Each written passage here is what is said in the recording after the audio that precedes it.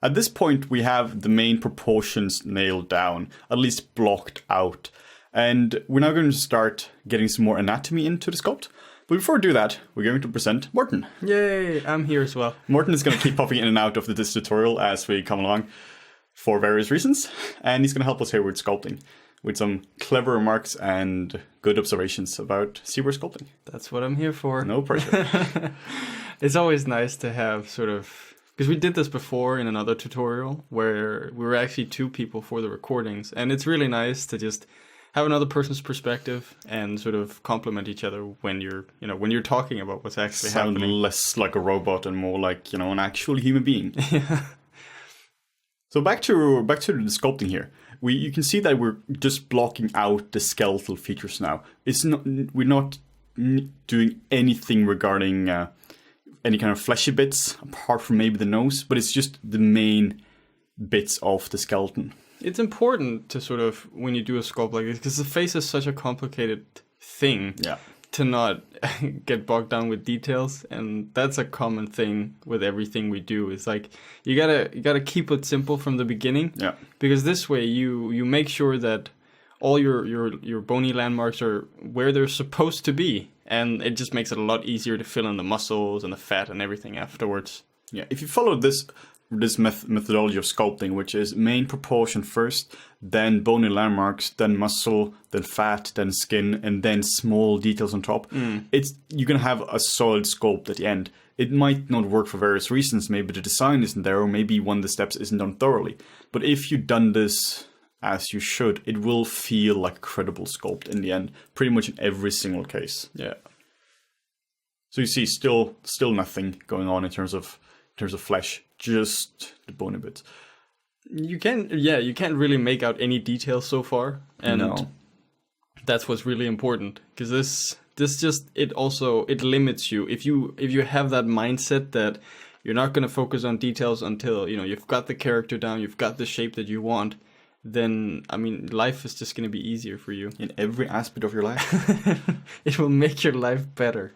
This might be the number one issue I see in sculpting as well. People start doing details way too soon. We're not adding details until one of the last chapters here, where we add high frequency details. You just can't do it if you want your sculpt to actually work.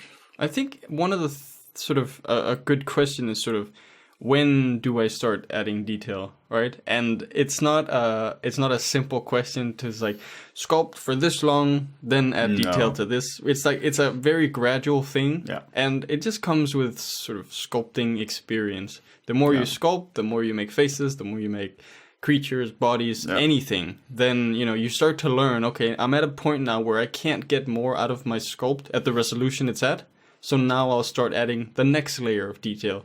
Not saying that the next layer of detail for this is like high frequency pores or anything that. It would be, we start to get in some more features so we can recognize the eyes, maybe the nostrils, holes in the mouth, the ears and stuff like that.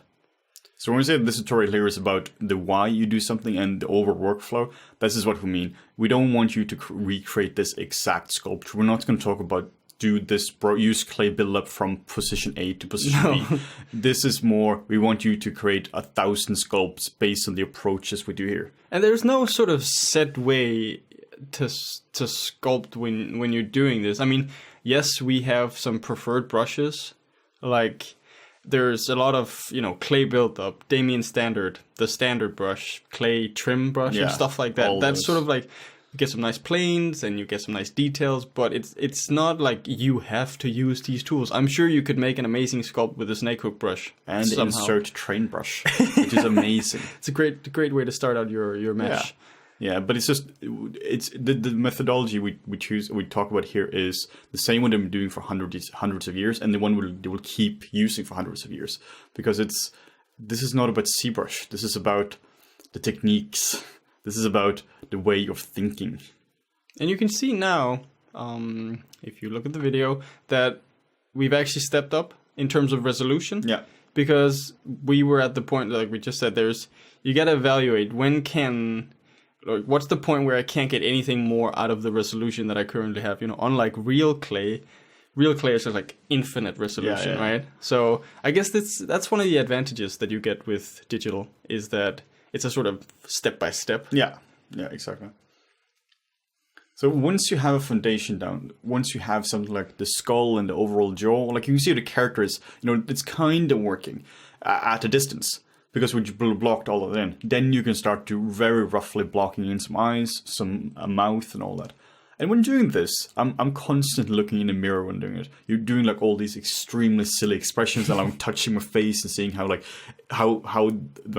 pressure of my finger responds to the various pieces of my face. Yeah, because it's like you've got a live model right in front of you, like, and I think because a lot of our friends who are animators have this as well. You're doing expressions, and the same thing with like taking pictures, reference pictures of yourself for poses. That's something we utilize a lot. Use it all the time. So many reference pictures. You can always try to Google Superman pose, and you're probably going to find something. But if you're in that pose yourself, you'll start to feel, how it's like. Where is it restricting your? So if it's your face, you make an expression where what's hard to do, what's impossible to do with your face. Yeah. And like Henning said, touching your face is great. Yeah.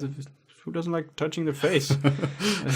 But it's a good sort of indicator of like how thick is my skin here? Can I if I tense my face, can I feel the muscles here? Or like with the nose, where's the bridge of the nose? What's bone? What cartilage? What's muscle? So useful. For instance, the very tip of your nose is vastly different from the bit just between your eyes, because the tip of your nose is made of cartilage, and what's between your eyes is made of bone. So it feels very different. Yeah, and then you also have to treat the sculpt that way. Very different. It's like when you think, like you put down your strokes, you put down that stroke between the eyes, you got to put a little more pressure because it needs to be hard.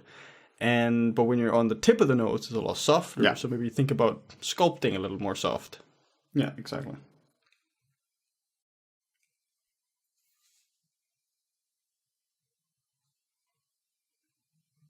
And when doing this as well, I'm definitely looking at reference like this. This is not being sculpted freehand with just using my mind as a library. When doing that, I've done it a couple of times just doing it freestyle, and you get like 60-70% of the way. It can look all right, but if you want some like real credibility to your sculpt, you need to utilize proper reference, such as real photos. Yeah, because like your mental library might be vast and massive, and you might be able to remember everything. Yeah, I'm but not. Most people can't. Yeah. And even like drawing from memory and stuff, there's always things that you get wrong that you just can't. You can't always remember everything. And a lot of people, I don't know, not even when they start out, but when they keep doing it, they're like, no, I don't want to use reference, it's cheating. Yeah. But not using reference is, I would say, it's stupid. Yeah. Yeah, it makes literally no sense not to use reference.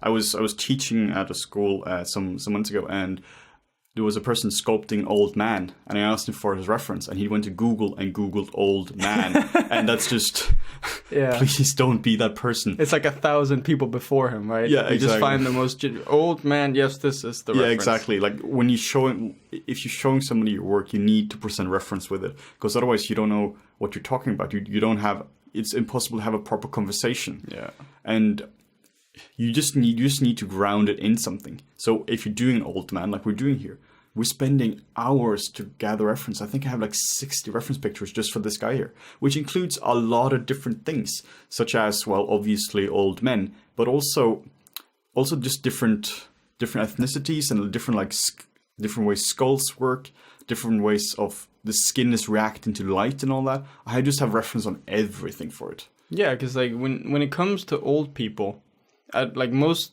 people that do CG aren't like ancient old. No. Like this guy, he's pretty old, and his sort of muscles, they've been going for a long time. Yeah. They're tired, so they'll sag a lot more. A lot of the fat will start to disappear. I mean, unless you're like a really big man, then you'll obviously still have fat. But everything in general will be more soggy, so the muscles won't be as tight, and you can see that on his neck, for example. That there's a lot more of like sagginess. You can see the stringiness of like the muscles underneath. This also sort of starts to show when it comes to the bony landmarks that they might be more apparent. Yeah. And this is something you can accentuate what's happening in this sculpt. This sculpt is a little more stylized than if we were going for like a realistic figure sculpture, right? Yeah, absolutely. But that's fine. So you just start to accentuate those features that would already be there, like, you know, the cheekbones or something like that. It's very important that you know the subject you're going to be sculpting. Let's say you're doing a beautiful young lady and you add like real like soggy cheekbones. I mean, the appeal is gone right away. Yeah. You need a lot more details and a lot more like droopy skin, and you would just treat it very differently. For instance, if you're doing like beautiful woman, you would treat it with only low frequency details. You wouldn't have pretty much no high frequency details at all, apart from maybe the pores and all that. But you wouldn't wrinkles, no like soggy skin, like no anything on that. Just pure good shapes. Same when it comes to babies. Same when it comes to babies. Add wrinkles to babies and it looks like a 1980s horror film. It's really scary. But babies are really hard. Yeah.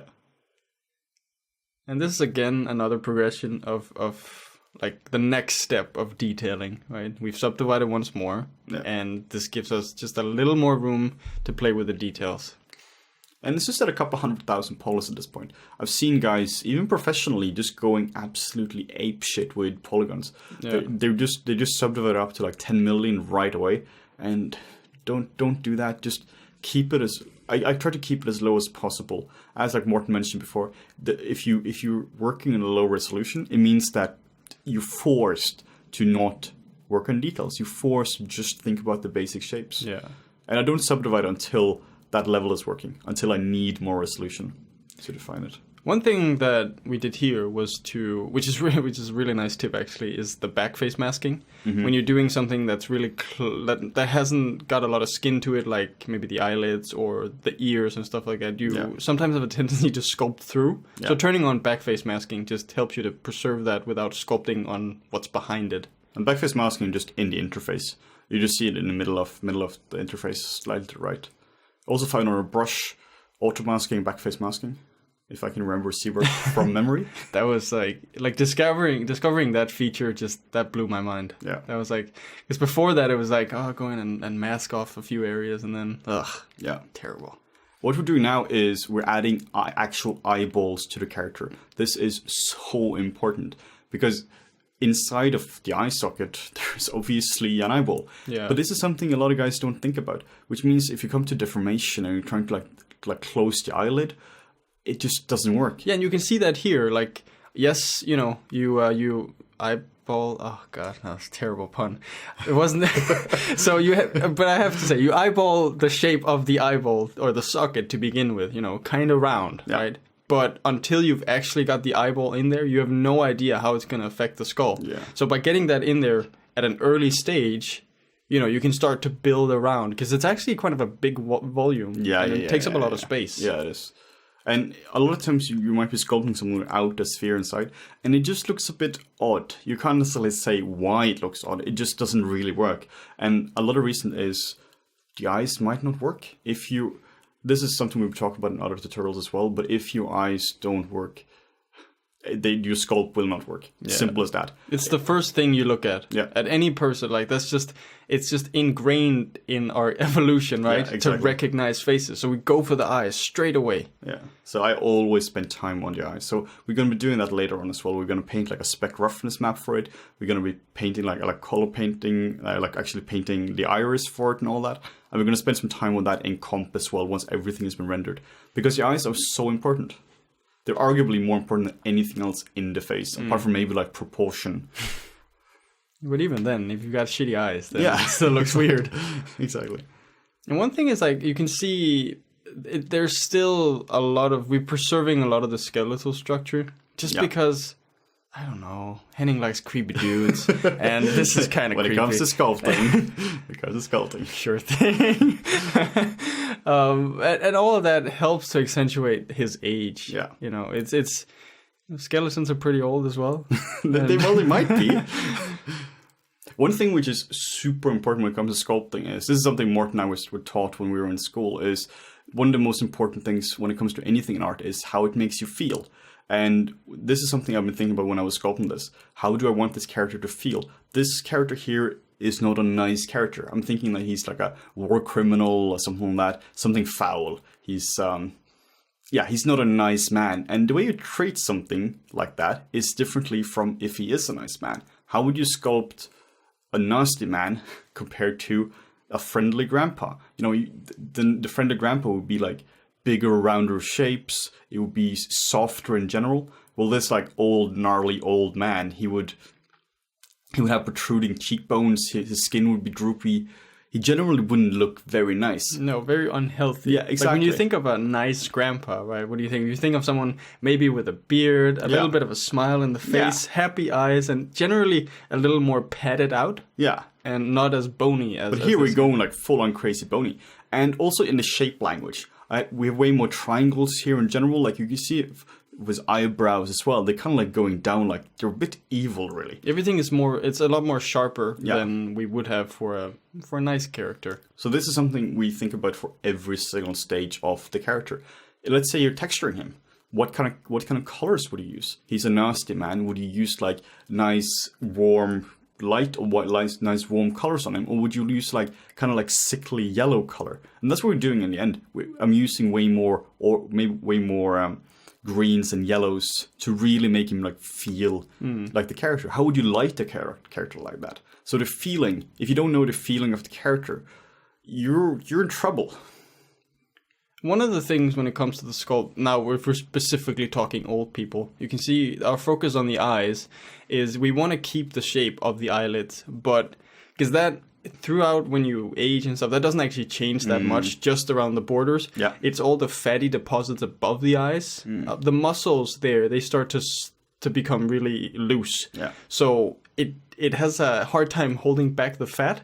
Yeah. So a lot of old people you'll actually see, I don't know, that wasn't funny, but a lot of old people you actually see like a lot of droop. Yeah. So it just starts to mess with their vision, and it actually tends to sog down a little more. Yeah, they might have like surgery to actually remove like the fat from above their eyes. And same for below as well. Like everything, when you get like super old, your entire face just kind of melts. Yeah, like gravity. Just think gravity. Yeah.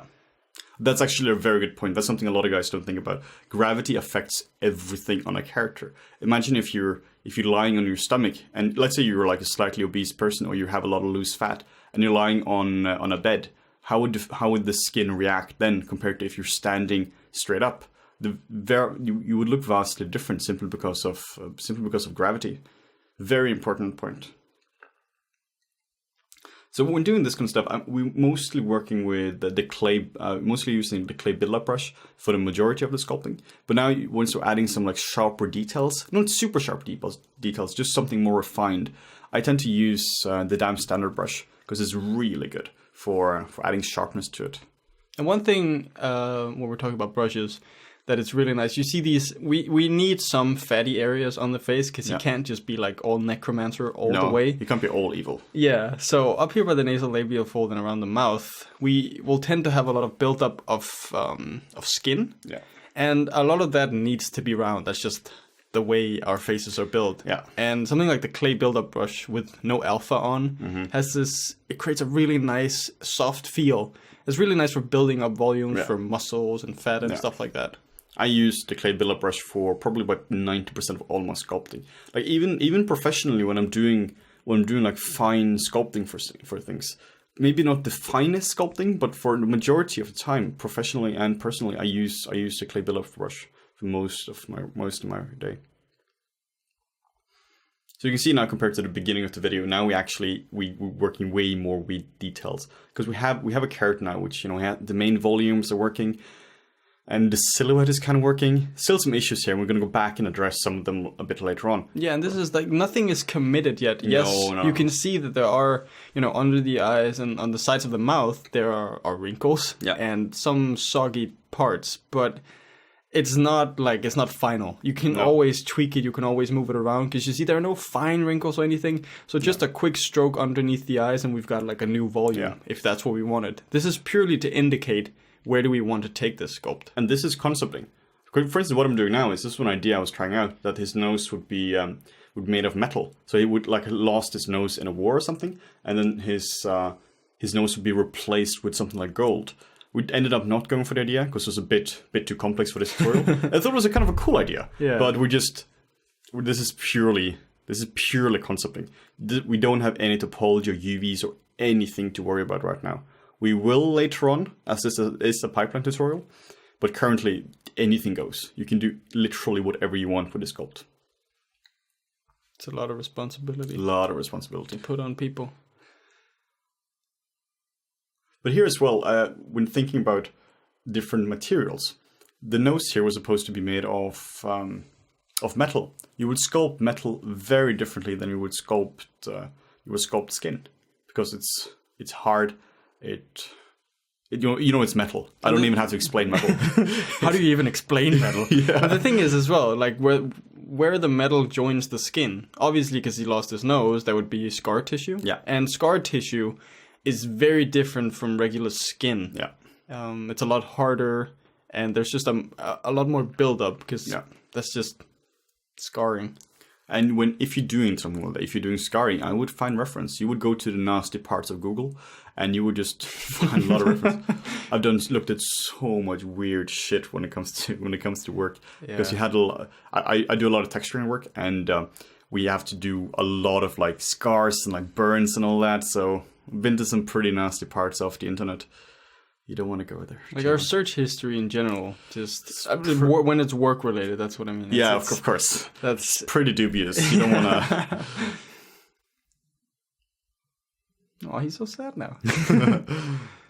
And also just like doing this, just adding in some pupils and like an iris as well is massively beneficial. You can see how quickly the character changes just by indicating, the iris of... Exactly. You get life right away.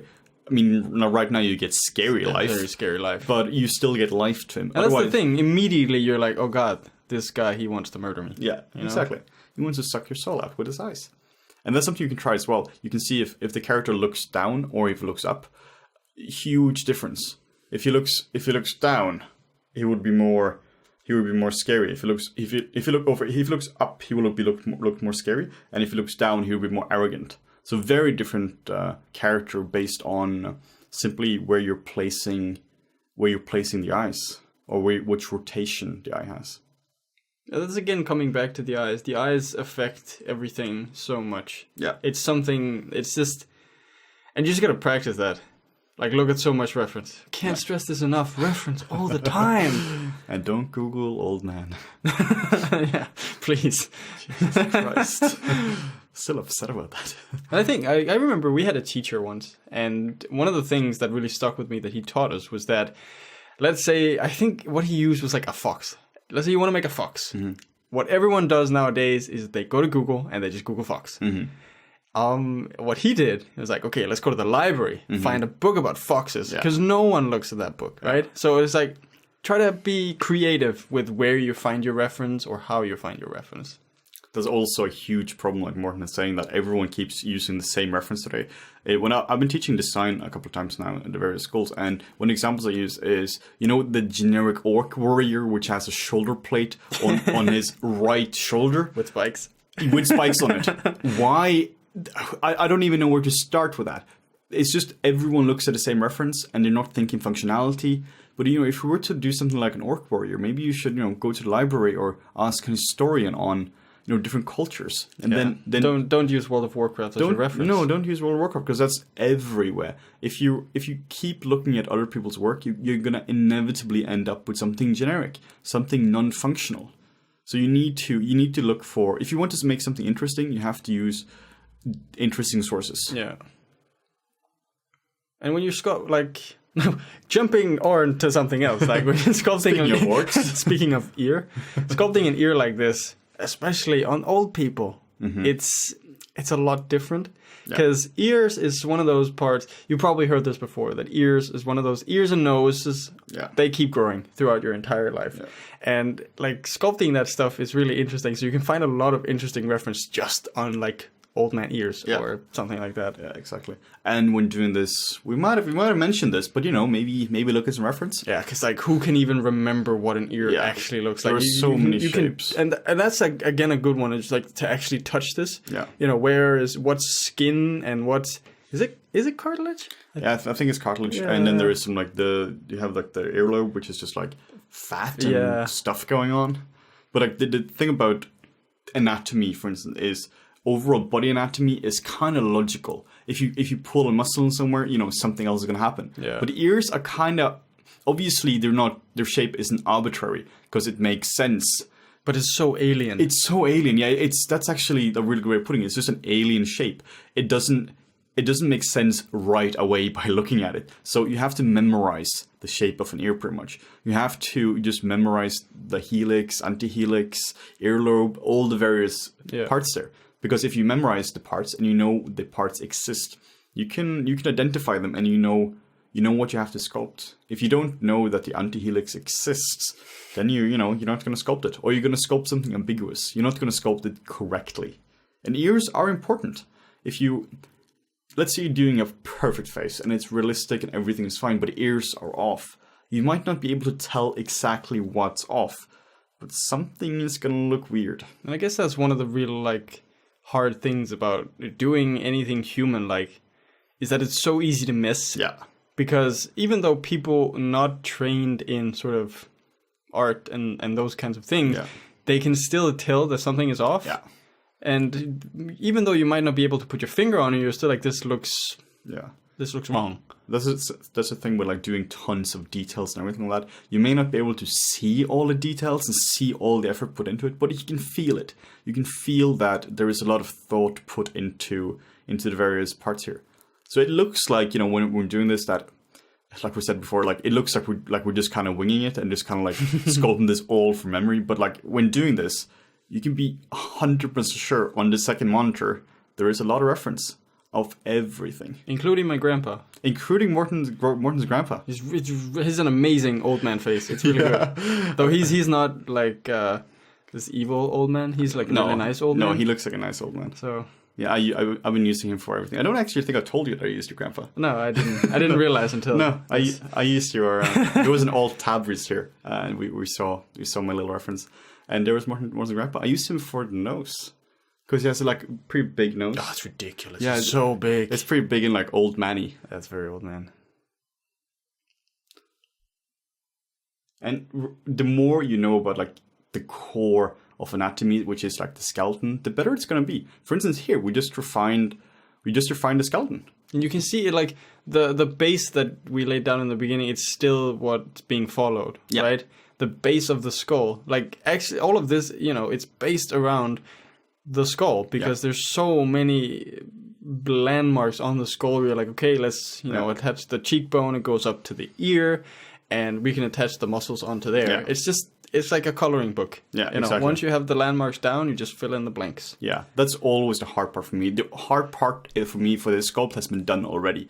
There are still issues with the sculpt, of course, but the hard part has been done in the way that the design is kind of there now. The rest is pretty much like Morten says, it's just fill in the blanks. And one thing a lot of people forget is that humans, at least most humans, they kind of have hair. Yeah. And it's such an easy thing to skip when you're sculpting. Exactly. So let's say you're doing a bold character, totally fine. But if you're doing a celebrity or something like that, you're doing something naturalistic, a person which exists, and you're doing them bald, it's not going to look like them.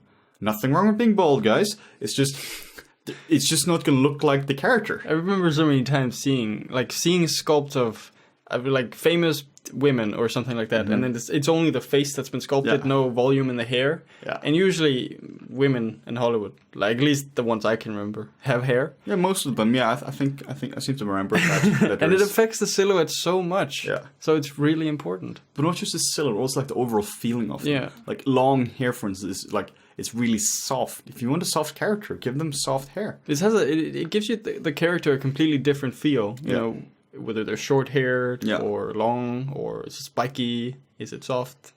And not just the overall hair in the head, but body hair, such as eyebrows and eyelashes. So important. If you make a character without those those aspects, it's gonna look weird. You might have seen like celebrities where they photoshopped off the eyebrows, and it just looks really freaky. Yeah. And actually, when sculpting this, I completely forgot to give him eyebrows, so I had to go in and like add that a bit later on.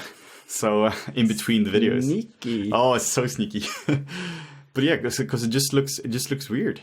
And same with eyelashes as well. If you want something to feel like sensual or cute, you need to give them proper eyelashes. Oh, he got fat in the face. And this is an interesting part. Like there are a lot of details that have been filled in now, but you can still, as soon as you start moving things around, it's not like it just deletes everything, right? It still preserves the volume, so you can push the mouth up or widen the jaw, make it narrow, make it more like a rat face to get a very different feel of the character all of a sudden. It's still pure design. This is concepting. You're not attached to anything here. Oh, he's so scary. Yeah, we just kind of like messed up the. You can see he's looking more down, and we're just playing with a bit like looking up and down. Now you can see he looks more sedentary. If you pull the eyes the other way, he looks scarier. Again, eyes are important. Yeah, it really affects the character a lot. And the same with the amount of saggy skin, fatty stuff you have above your eyes underneath. Yeah. This will really affect it a lot. Check the silhouette. Hit the V key in ZBrush, and then you can check the silhouette. So important. You really need to just check the silhouette a lot. The reason is that's a core design tool we have. It's one of the most basic design tools we have. If the silhouette doesn't work, the character is not gonna work properly. It needs to read right away.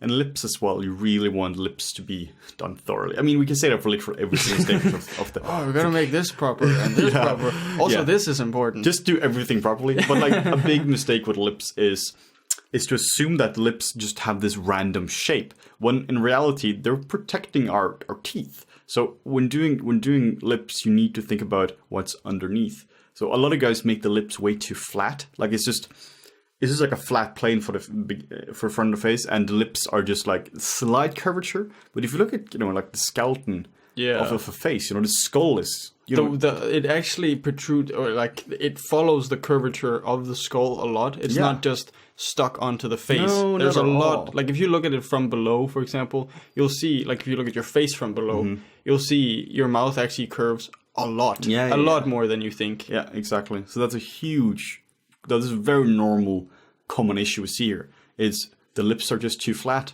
and not thinking what's behind it. It's kind of funny looking at the character because I made the lips a bit too soft. He looks a bit like I wouldn't say sexy, but but it's a bit of sexy lips. But it's also like you have men with these kind of full lips, right? Yeah. But I feel like in his case, right this frame, he looks like a clown. A little bit because he has like these bigger lips. Yeah, exactly. Sexy lips. Yeah, that was not what I was going for. So we do actually change the lips quite a bit from this. Yeah. But concepting, you can play with it. He's actually a bit Joker-like at the moment. Yeah, exactly. So this just shows how important lips are. And the size of the mouth as well. His mouth now is very like, it's not very wide. And we're going to put it a lot wider later on. And a common issue as well is the corner of the mouth as well, like where the lips meet. There is like a big depression down there. There's almost like somebody's taking a tiny spoon, and just dug out. Like it actually, like if you think the mouth curves a lot, and then the end of the mouth really needs to go into the face. Yeah, basically. Exactly. Because that's there's an opening there. Yeah, and the top lip is generally going quite a bit more out than compared to the bottom lip. They're not directly on top of each other. There is it's like lying. Yeah, generally it'll be sitting on top. I mean, people, if you have an underbite or something like that, the under lip will be like, it'll be pushed out a lot more. But it's a good thing to keep in mind. For everything we're saying here, there is an exception. Yeah, there's basically no hard fast rule in anatomy. There are tools, and you learn the tools, and then you break them. And that's why reference is king. Yeah. Like, just, man. There's so many times you look at like a real person, or sculpt or something, and you assume this is not the way it would be done in real life. But it turns out it's a scan. And your knowledge of anatomy is, you learn something every day. Yeah, exactly. Even if you know everything about, like from an anatomy book, it's only a representation of real life. You need real life to really take it to the next step. Yeah. A really quick thing to just sort of spruce up your sculpting a little bit, change your material. Yeah. I mean, I have a couple of materials that I switch between just for like visual stuff. So like, switch a little here. But it also actually helps you to see the character in a different light. Yeah, because the materials actually show the characters literally in a different light here. Yeah. Like the cavities are displayed differently, the specularity level is different. So the character will be shown in a very different way. You want to pretty much have a material which is as close to the renderer as possible. You don't want to have something which goes crazy with cavities or anything like that.